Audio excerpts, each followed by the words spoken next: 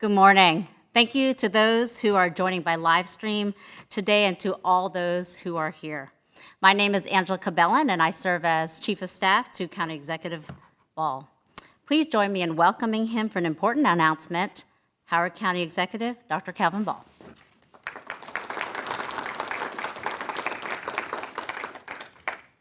Good morning, everyone, and thank you so much for joining us. During these past months, we felt increasing anxiety from many federal workers, contractors, and impacted members of our community who are facing job uncertainty. Layoffs and career transitions are top of mind. Howard County is home to thousands of those dedicated workers, and many are hurting.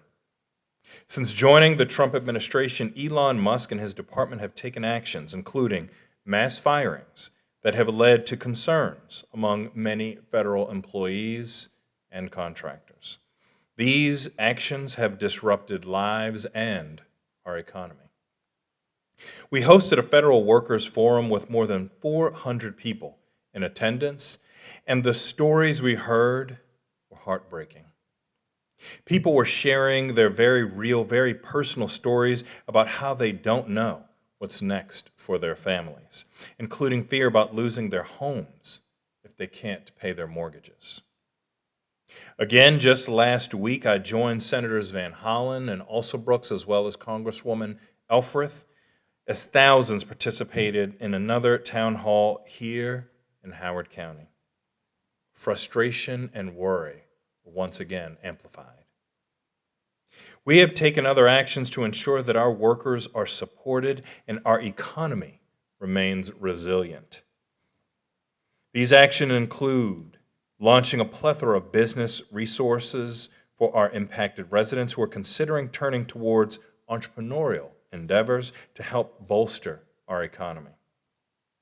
Finally, to help bridge the gap where we can, we also expanded our career services, bolstered child care and family support services, provided food and housing assistance, and mental health support. We know that the impacts of federal government layoffs and a possible government shutdown are looming and will subsequently affect our economy in the long term. From the price increases of groceries and consumer goods to the instability in people's Social Security and retirement, ongoing turmoil among the American people, and the impending tariffs that could further drive up the cost of everyday necessities, further straining family budgets. Today, I'm joined by many partners to take a major step forward. I'm proud to sign Executive Order 2025-3 to establish the Economic Competitiveness and Opportunity Now, or ECON, Task Force. Thank you. No. Not yet.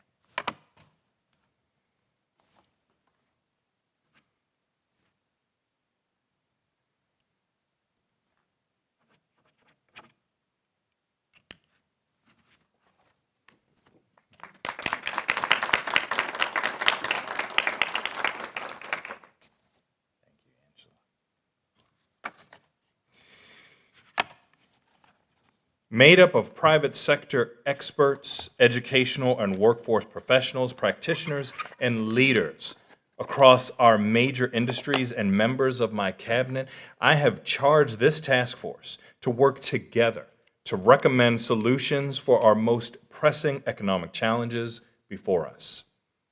Our Econ Task Force will identify and recommend policies, regulations, strategies, and actions that strengthen Howard County's economic competitiveness and growth. Review policies and procedures by departments and agencies that impact businesses' ability to thrive in Howard County. Develop a consolidated economic resiliency and competitiveness plan that incorporates short-term and long-term strategies and bold action from executive departments and offices represented on the task force. And present recommendations to better assist and expedite local permitting and licensing requirements. Given that, and this is an illustrious group of leaders, I will welcome real-time recommendations throughout this task force. I want to thank all task force members for agreeing to serve in this important effort. By working together, Howard County will be prepared to navigate these uncharted waters. We will ensure our local economy can continue to thrive even among the looming uncertainty in Washington. And with resilience, innovation, and compassion, we will continue to take the bold steps needed to prosper and thrive for generations ahead. Thank you.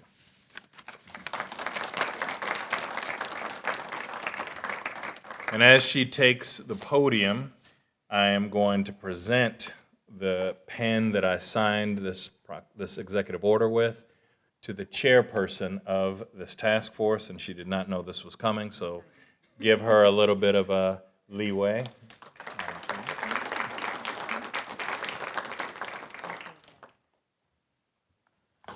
Thank you, Dr. Ball, not only for your leadership as we navigate these economic headwinds, but for your remarks today. I have had the privilege of working in state and local government now for nearly 2 decades, and I can testify that your commitment to proactive solutions ensures that Howard County remains resilient in the face of threats.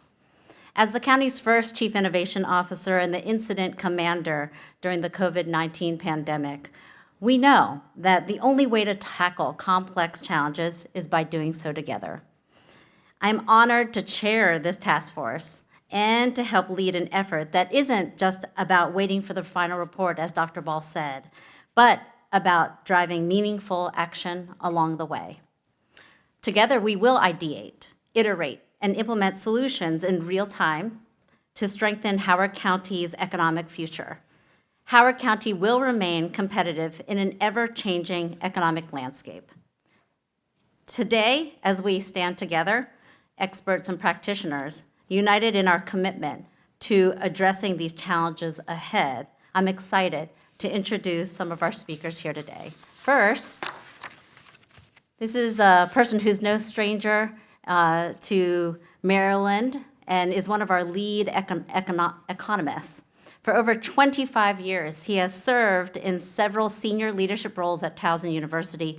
Now, as vice president, he provides leadership and management to multiple highly skilled professionals who work on campus and in state agencies across the state.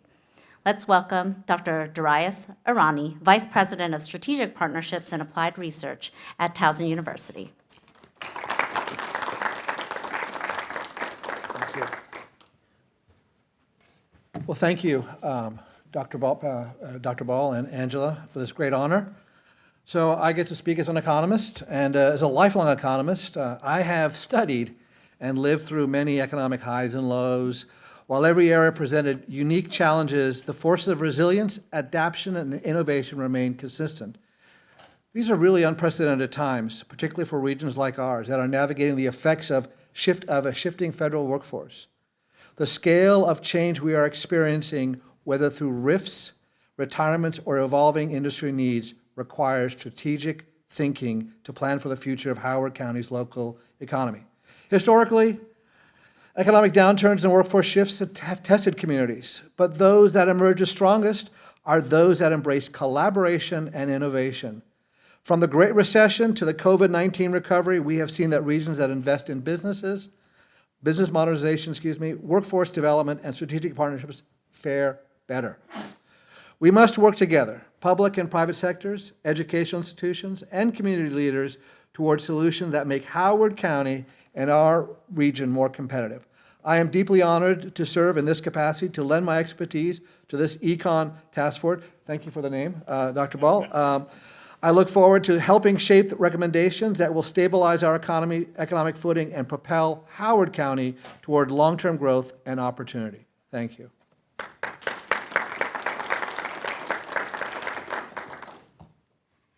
Thank you, Dr. Arani. Next, I'm pleased to welcome a long-time executive and public servant in Maryland, Before her current stint, she was the director of the Baltimore Mayor's Office of Children and Family Success, and prior to that was president of Bridge EDU, a social impact organization. While she currently is the Secretary of Appointments for Governor Wes Moore, in just a few weeks, she will be the new CEO for the Maryland Bankers Association. Please join me in welcoming Secretary Tisha Edwards.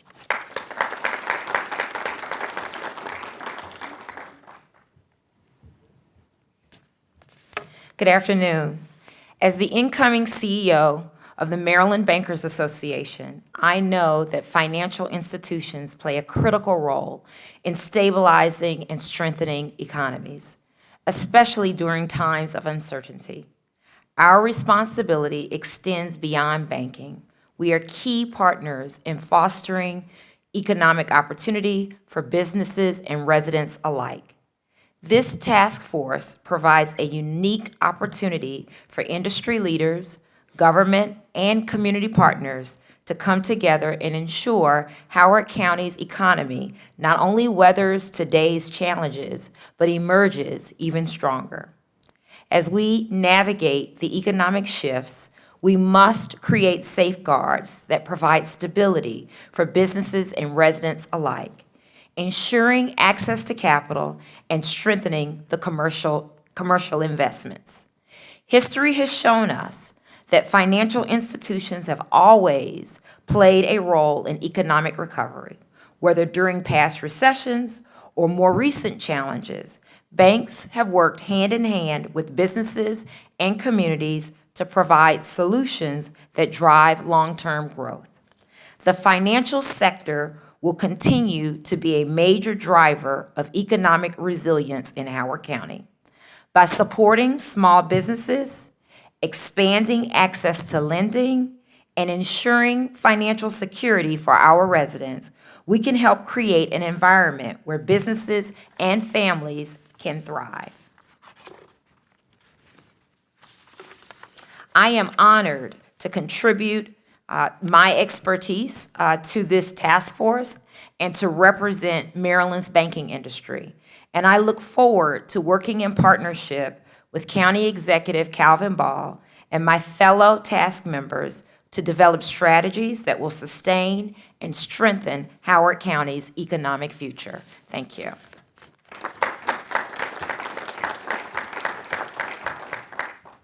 Thank you, Secretary Edwards.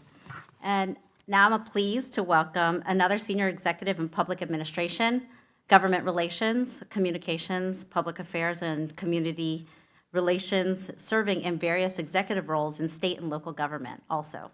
Let's hear from Executive Vice President of TradePoint Atlantic, Aaron Tamaccio.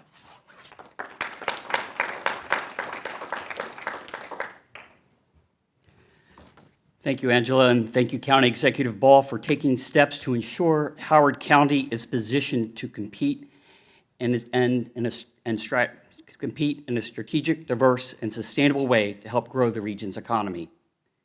Given these challenging and uncertain times, we must look at ways to continue to do better, to innovate, to look for opportunities that will ensure the county's economic resilience. As a company that had to reinvent a relic from our region's industrial past, I look forward to working with the county executive and members of this task force to find opportunities to improve, diversify, and foster continued investment in Howard County. This will require us to think differently, broader, and more openly. We may find strength in knowing the industries of our past, inspirations from opportunities in emerging technology, and the identification of new markets we have yet to explore. This task force will help us identify and position these opportunities for growth and success. Having worked with site selectors from around the country, I can tell you every state, county, and city is competing daily to attract new investment in their communities.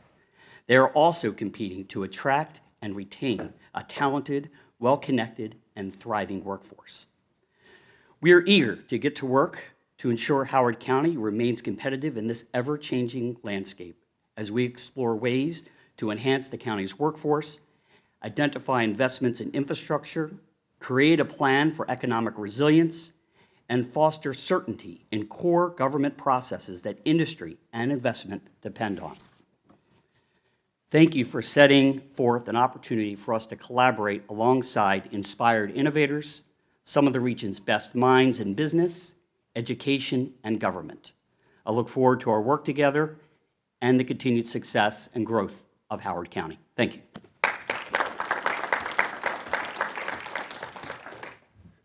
Thank you so much, Aaron. And now we'll hear from a staunch representative, advocate, and business owner herself, who has represented the tourism industry as board chair of Visit Howard County, also is working actively with the Restaurant Association, and is the owner of one of our family's favorite restaurants, Hudson Coastal. So I'd like to bring up Tricia Hudson.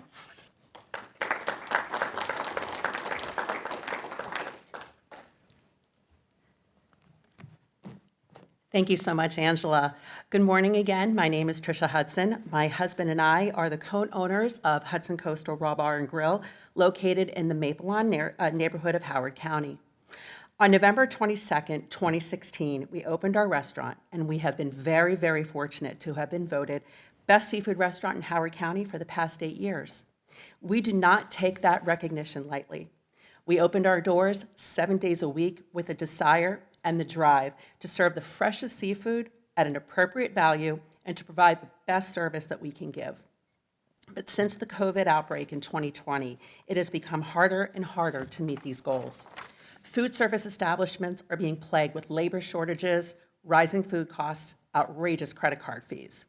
COVID did exacerbate all of these challenges, and just when we were attempting to get back to pre-pandemic levels, we are now being hit with some frightening realities and major uncertainties. The backbone of hospitality are the immigrants who run our kitchens and provide service to our guests. Threats of deportation, as well as political harassment and fear, will compound the labor shortages that we are already experiencing. Lack of seasonal visas will make food sourcing harder and scarcer. Migrants pick our crabs, work on fishing vessels, and harvest our produce.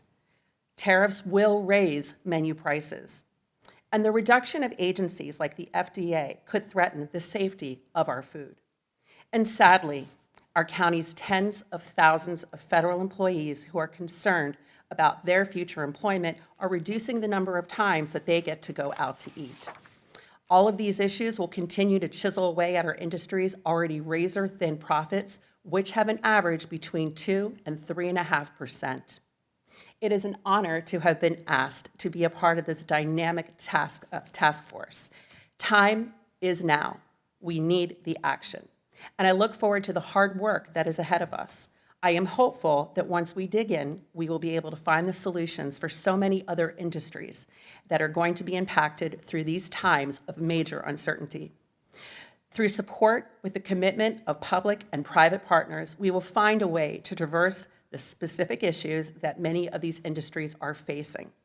There is hope, and as we work together, we hope for brighter days ahead.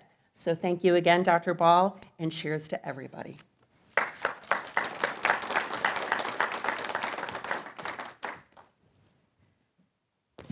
Thank you, Tricia.